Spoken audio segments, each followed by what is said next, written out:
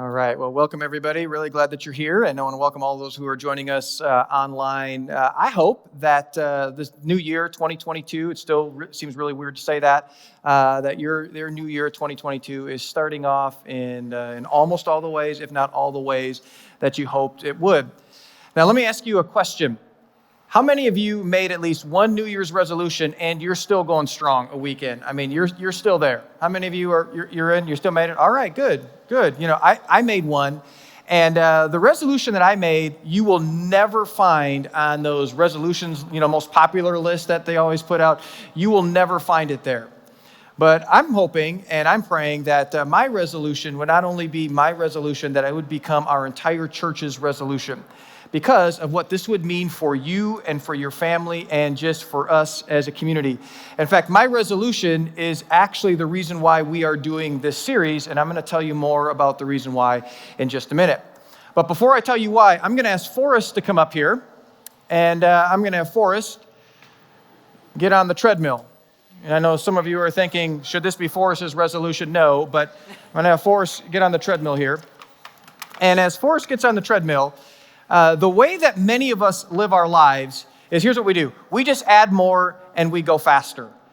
And so I have Forrest up here to illustrate what this looks like in our lives. And so Forrest, I'm going to, get you going here a little bit. Hopefully this works. Okay, don't kill me. Okay. Nice pace here. Is that working for you? Slow down here a little bit. Okay, slow down. Okay. So all of us go through the same seasons in our life. And so our season starts out by we got to get an education. We got to go to school. And so we go to school and we got to get a degree. And whether that be a high school degree or a college degree, and we get that degree. And then once we graduate, we got to get a job, right? And so Forrest, you got a job that's going to require some traveling.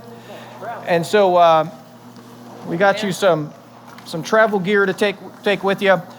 And so what's great is, and we all know this, when we get into the workplace, what happens? Life just kind of picks up a little bit when we get into the workplace, and so life just kind of picks up the pace a bit. Well, we get our job and we get working, and what happens to most of us, at least that we hope it does, is that we meet that special someone. And so you meet that special someone, and Forrest, we got a blonde-haired one for you because Tracy's blonde, at least she was blonde. Her hair is darker now. She dyed her hair recently, darkened her hair recently, And so we meet that special someone, and then we get a place of our own, and we know that if we want to keep her, we got to keep the place clean, right? And so got to make sure that the place is clean. And so you get married, and you're in this relationship, and then you start having the conversations about having kids, but you're not really ready to have kids yet. And so we do what most couples do. What they do is they take what they call the half step towards kids. And what is the half step? You get a dog. That's right. You get a dog. Okay, and you get a dog here, and when you get a dog, there's responsibility to a dog. You got to train the dog, or go to training school, and you got to pick up after the yard and all that stuff because they make a mess. And so, clean up after them. And you know what? Life picks up a little bit when you get a dog, doesn't it? It does. It picks up. And so you get your dog, and then you realize that you didn't break the dog, okay? And then you go like, okay, if I didn't break the dog, then maybe I can have what? A family. And so what do? You have a baby. Oh, boy. And so you have a baby, and you can't believe it. Now you're parents, and you just love the sleepless nights so much, you go, you know what? I want to have more kids. What? And so you don't just have 2, you have 3, including the Green Lantern is one of your kids. That's where he came from. And so when you have kids, man, then life really begins to pick up. It's picking up its pace. And so you have kids, you're having a family, and then your kids get older, and then as parents, what do you do? You got to put your kids in every single activity possible, because that's what parents do. And so you put your kids in sports. But you have 3 kids. Okay? So you got to put kids in sports there, and once the sports are going, you got 3 different ball leagues you're taking them to and all that stuff. Life really begins to pick up at that time.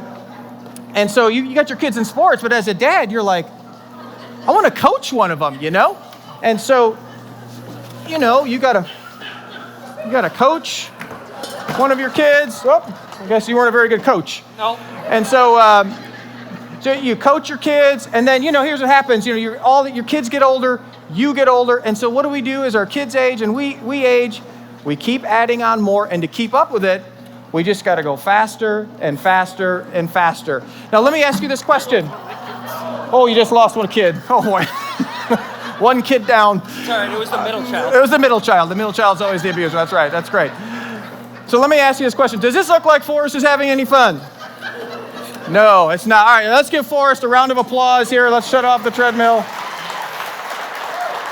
Nice job. Nice job. Take your life with you. All right. Now, the reality is, this is a picture of what our lives look like. And as a result, we're exhausted, we're stressed out, we feel like life is getting away from us. We're doing more than we ever have before, but we feel like we have less time to do the things that truly matter most to us. Let me ask you a question. Is there a better way than life on the treadmill? Well, today we're beginning a brand new series called How to Love Your Life, because it's really hard to love your life when this is your life. And so what we're going to do over the next few weeks is we're going to learn a better way than this. And this better way is found with 2 words, and these 2 words have formed the basis of my resolution for the year, and I'm hoping that you're going to take some of these and it's going to form some of your New Year's resolution as you carve out this year. And these 2 words, when you hear them, at least initially speaking, you aren't going to like them very much. Here are the 2 words. Slow down. Now let me do just a little mass confessional with everybody. A couple months ago, I just noticed that I was feeling really impatient and agitated, even angry. I felt just emotionally and mentally just exhausted all the time. And so what I'll often do when I feel things like that is I'll just review my routine. And so here's what my routine looked like during that time. I would get up really early, and I would drink a bunch of caffeine because I knew I had a busy day going on. And so I drink this caffeine, just spend time with the kids and family, and then I go do my routine. And I'm like, meeting and task and meeting and task and meeting and task. And then I get through about middle part of the day, and I'm tired, so I need another boost of caffeine, So I drink some more caffeine, and it's meetings and tasks and meeting and tasks and meeting and tasks. And then I get done with work, and I drive home. And when I get home and I pull in the garage, here's what I'm thinking. I just want to escape and crash. And I realized that I had very little emotionally for those that mattered the most. And then I would get up the next day and I would just kind of repeat the same cycle, and I'd do it again and again. I realized I was living life on the treadmill, and I kept adding more and going faster, adding more and going faster. And I realized that something just wasn't right. And you know what? Something wasn't right. And so as we go through the series, I'm speaking as much to myself as I am to you.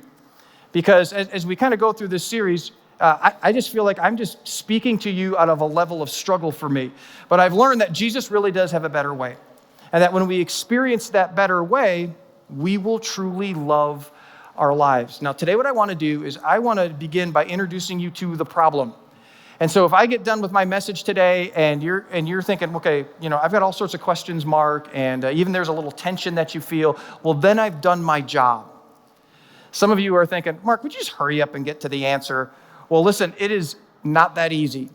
There are some problems that run so deep that it requires much more than a 30-minute talk to get at the full solution to the problem. And so let me ask you a question. Why is it that when I said slow down, there was tension? Maybe even for some of you, you felt resistance internally. Now you were like, Mark, come on, slow down. Listen, that's not possible. That's not even realistic. The reason there was tension is because we've convinced ourselves that slow is bad. It's like, slow down. Come on, I got places to go. I got things to accomplish. Slow has become a bad word in our culture. I want you to think about this. Think about the last time that you were at a movie, and this movie was really, really boring. And someone says, how was the movie? What do we say? The movie was slow. You're at a restaurant, and the service was really bad.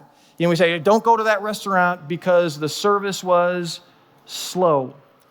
You're driving behind someone who is going the speed limit, and you get irritated and you pray, Jesus, don't just take the wheel, I want you to take the accelerator as well. And you get irritated because you think they are driving too slow. Here's actually the definition of slow from the Merriam-Webster dictionary, straight from the horse's mouth. Here it is. Slow is mentally dull, having qualities that hinder rapid progress or action. Well, that sounds real positive, doesn't it? Naturally inert or sluggish, lacking in life, boring. Well, man, I want to be slow, just look at that definition right there. You see, the message from culture is very clear. Slow is bad, fast is good. This is good. This is why everybody defaults to it, and slow is bad. If you follow Jesus, and maybe some of you're here and you don't follow Jesus, and listen, if you don't, we're really glad that you're here. I think you're going to get a lot out of this series. But if you follow Jesus, the goal isn't to just follow the teachings of Jesus. The goal is to shape our entire life around the life of Jesus, which means it's more than just knowing and doing what Jesus taught. It's living in our life in the way that Jesus lived his life. And he lived a certain way.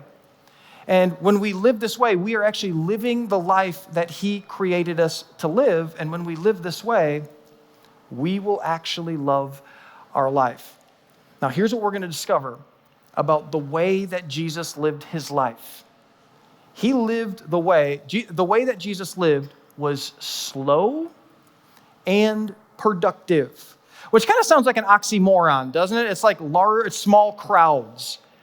But Jesus was slow and productive. Now, we hear slow and we think, well, maybe Jesus just didn't have a whole lot to do. Listen, Jesus was Jesus accomplished more in his 3 years than all of us will accomplish in our entire life. You see, Jesus accomplished a lot, but he was never in a hurry. You never read in the Bible where it says Jesus ran. You never read in the Bible where there's a time where Jesus was one of his disciples. He said, hey, Peter, hey, let's get going, buddy. Can you get that camel going, or I'm just going to kind of blow right by you, Jesus even walked on water. See, Jesus lived just this slow, steady pace, yet he accomplished more than anyone in history. It's like I look at that and go, he lived the exact opposite as I do. I always feel like I'm in a hurry. Can you kind of relate to that? Everything's just like go, go, go, go, go, go, go. You may not know this. I even wear running shoes all week because I think it'll help me get places faster. What's interesting is that there is all sorts of research that's coming out on the pace of our life. So much so that cardiologists and psychologists have coined this new phrase.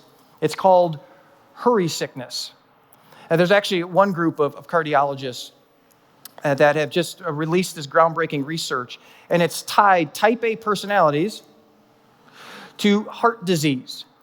But what they're finding out in some of this research is it goes way past our heart into all these different areas of our life. In fact, here is one definition of hurry sickness. Hurry sickness is this: a behavior pattern characterized by continual rushing and anxiousness. A behavior pattern characterized by continual rushing and anxiousness. That the anxiety in our life is actually one of the ways that we know that our life is out of control. That's actually one of the ways that we know, it's one of the ways that we know that something is not right about our life. Now, you might hear this hurry sickness and go, well, how do I know that I don't have hurry sickness? Well, I'm glad you asked. I'm actually going to give you a test that doctors give people. And I'm going to give you 6 statements. And as I give you these statements, here's what I want you to do. I want you to answer yes or no. And then I want you at the end to add up the number of yeses that you have. All right, you ready for this? Okay, here we go. Statement number 1. You treat everything like a race. Let me kind of help you with this one. This is you're in the grocery store and you're always looking to see what the shortest line is. And some of you are going like, why wouldn't you do that, right?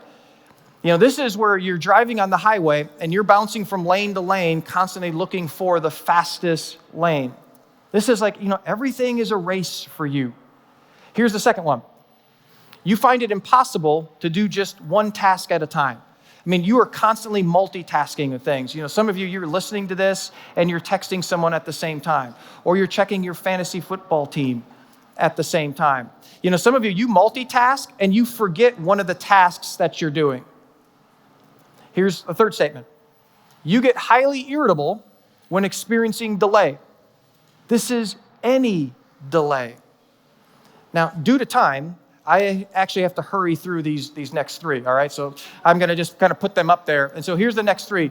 You feel perpetually behind schedule. You interrupt or talk over people. You're obsessed with checking things off your to-do list. Now, let me ask you, full transparency, how many of you just said yes to just one of the six? How many just one? Just one of the six? Okay, you should be teaching the series. How many of you said yes to three? How many of you more than three? Okay, honestly, when I first took this test, I said yes to all six of those statements. Now, I would bet that most of us here, we struggle with hurry sickness to some degree. But we've kind of normalized it. And so we normalize it. We say things like, well, I'm just so busy. I just have a lot going on. But let me tell you why. Hurry sickness is so dangerous to our lives beyond just the health-related issues. Jesus said that the two greatest commandments, and he gave us these two greatest commandments because he always wanted us to keep in front of us what the most important things in our life are. He said the two greatest commandments are these: love God and love people. Love God and love people. Now, fortunately, or he said, love God, love people. So love, if you're a Jesus follower, should be the defining characteristics of our life. Now, fortunately, the Apostle Paul came along, and he wrote an entire chapter defining for us what love is. And here's what he wrote. Love is, what do you think the first thing he said is? Love is patient. Which means this is very challenging for us, because this means that love and hurry are incompatible with each other. And so if you struggle with hurry sickness, like most of us do you know who's impacted by this besides you? The people that we love the most. You see, we can't love deeply because we're in a hurry all the time. I struggle with this. There's so many times, there's so many stories I have where I've been out with my kids and we're doing something fun and we're kind of laughing and goofing around. And then I check my watch or I check my phone. I'm like, oh, okay, we're done. I got somewhere else to be. And I just kind of herd them into the car, kind of like herding cats. You see, I can't be fully present because I'm always thinking about what's next. See, the challenge for, I would bet, every single one of us is that we are living our lives in such a way that it's causing us to withhold love from the people that we love most, and we're not doing it intentionally. But what often happens is it's like, okay, I got to add more, and I go faster, I add more, I go faster, and the cycle goes and goes and goes. We don't have the time that deep love requires. Dallas Willard, one of my favorite authors on spiritual growth, he wrote this. He wrote, hurry is the greatest enemy of the spiritual life in our day. Hurry is the greatest enemy of spiritual life. Now, we read that and we're like, come on, really?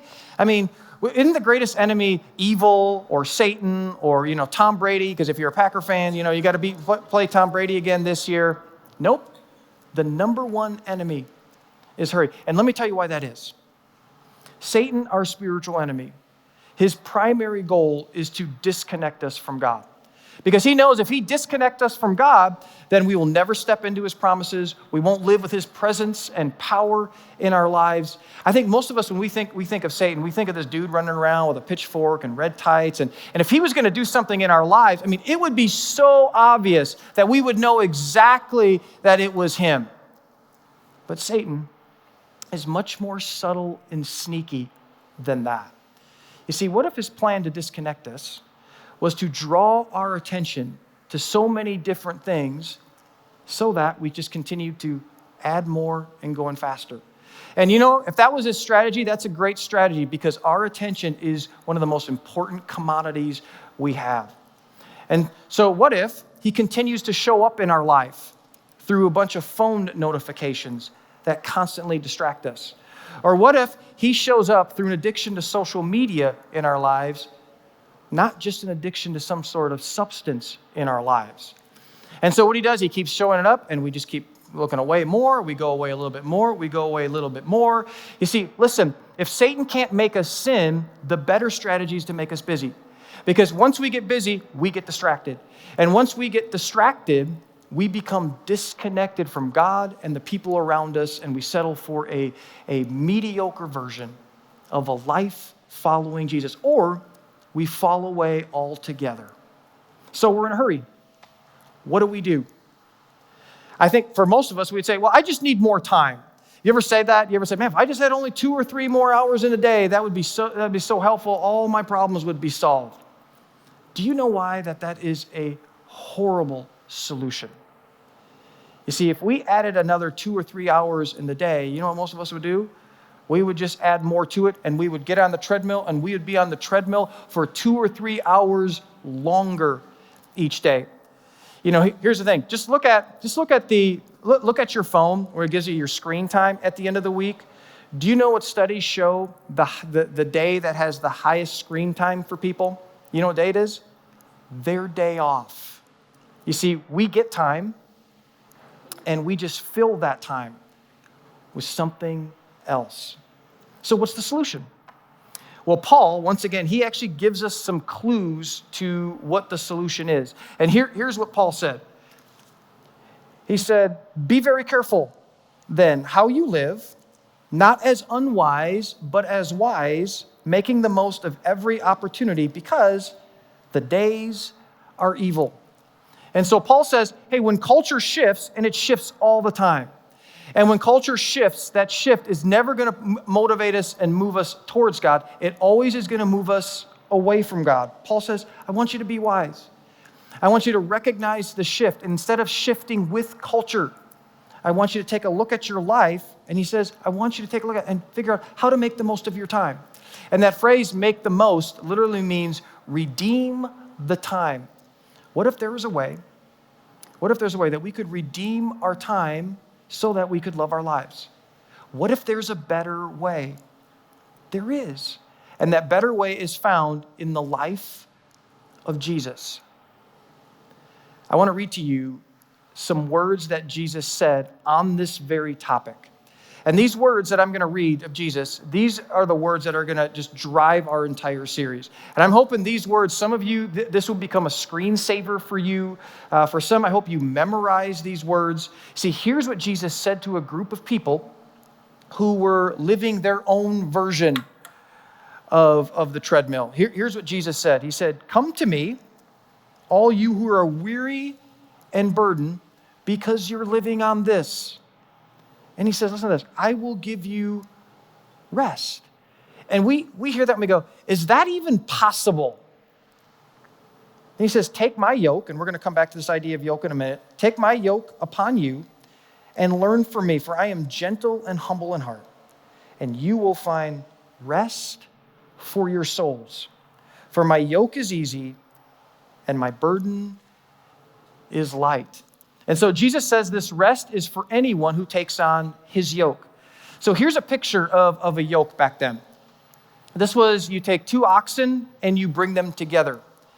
And when you bring them together, they can accomplish so much more together because they ease the burden of one another when they're together. So when they plowed a field, the plowing was easier and lighter because they would do it together. And so Jesus says, here's what I want you to do. I want you to take my yoke upon you. I want you to take my yoke because you will experience rest as you live your life. Now, here's what Jesus is not saying. He's not saying, don't work hard. He's not saying, don't be productive, be lazy. In fact, the yoke was actually a tool that was used for work. And so Jesus expects us to be productive. He expects us to work hard. He has something for all of us. But what he is saying, he's saying, hey, I don't want you to follow the example of everyone else, because the example of everyone else is just going to lead you to the treadmill again. And I don't want you to think you have to carry the weight on yourself because it's too heavy. There's a better way. I want you to take my yoke. Do it with me. And when you do, I will make things lighter, easier, and better for you. And even during those times in our life when things are really challenging and they're difficult and they're hard, Jesus says, you will experience both rest and fulfillment during those times. I'm going to read to you those same words of Jesus, but I'm going to read them to you from a different version of the Bible. It's called the Message version of the Bible. And the Message version of the Bible is just a paraphrase of the Bible. Here's what the Message version says, the same words of Jesus. It says this, are you tired, worn out, burned out on religion? Come to me. Get away with me and you'll recover your life. I'll show you how to take a real rest. Walk with me and work with me. Watch how I do it. Learn the unforced rhythms of grace. I won't lay anything heavy or ill-fitting on you. Keep company with me, and you'll learn to live freely and lightly. And this is exactly what we're going to learn as we journey over this over the next couple of weeks. You know, one of the reasons why this topic is so important to me is just because of my story. Some of you know this, but a little over 3 years ago, with the encouragement of our board, I stepped away and I took a 2-month sabbatical because of burnout. And I was not only emotionally and spiritually depleted, but that was actually affecting me physically. I was having physical issues because of that. And things got so bad for me that I didn't want to be around any people, and I didn't even want to be around God during that time. And so during these 2 months, and I know for some of you, like, man, it'd be great to have 2 months to do that. Listen, the first 40 days for me were absolutely horrible for me. I had one counselor tell me, he said, this was actually your version of detox because I was addicted to productivity. And as I went through that journey, especially that first 40 days, I discovered that I was trying to follow Jesus, but I was trying to do it on this all at the same time. And here's the thing, eventually this catches up with you. You see, because this always leads to disconnection and depletion.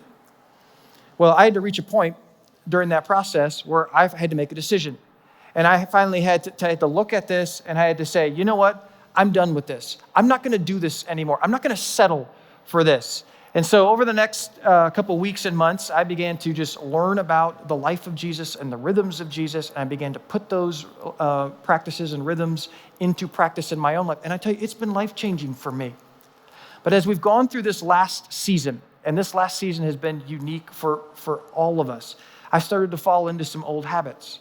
And I had to redecide a couple of weeks ago and do the same thing. Said, hey, listen, I acknowledge that I'm on here. I'm done with this. I don't want to settle for this. And you know what? I don't want you to settle for this either. You see, Jesus has a better way. And when we experience his way, we will experience rest, we will love deeply, and we will be the most productive that we've ever been, all at the same time. And you know what? We will truly love our lives. So as we kick off this series, here's what I want to ask you to do. Each day this upcoming week, I want to ask you to take some personal inventory of your life. We're actually going to put those 6 hurry sickness statements on all our social channels. And as you go through this week, I just want you to ask yourself, how often is this happening in my life? And I think if you're really honest with yourself, you will see that it's probably happening more than you realize. It's just become so normal for you that you don't even realize it anymore. But I want you to ask, how often is this happening? And the reason why I want you to do this is because we can't defeat what we first don't define. And so I'm really looking forward to going through this series with everybody. I can't think of a better series to kick off the new year than talking about this very thing. And so here's what I'm going to do to close. I am actually going to read those words of Jesus again from the Message version. And here's what I want you to do for me. I just want you to close your eyes and bow your head. I just want you to listen to these words. And just be quiet, be still, and just let these words hopefully just penetrate your heart. Jesus says this, are you tired, worn out, burned out on religion? Come to me. Get away with me and you'll recover your life. I'll show you how to take a real rest. Walk with me and work with me. Watch how I do it. Learn the unforced rhythms of grace. I won't lay anything heavy or ill-fitting on you. Keep company with me, and you'll learn to live freely and lightly. Father, as we begin this series, if we're honest with each other, and we looked at Forrest on the treadmill and just all the stuff that was going on, we laughed about it, but the reality is, it's the picture of what our lives really look like. It's like we just keep dumping more on, and to keep up with all that, we just feel like we gotta go faster and faster, and it's busier and busier and busier and busier. But when we really just kind of hit the pause button, we just realize that we're just missing out on just loving deeply and doing the things that truly matter in life because we don't have the time to do so. So, Father, as we go through this series, I pray that we would just be truly honest with where we are with this.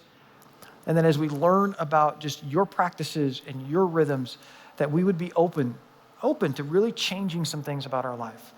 Father, when we think about the idea of slow and productive, I mean, God, even as I say that, I still just kind of go, how can that possibly be?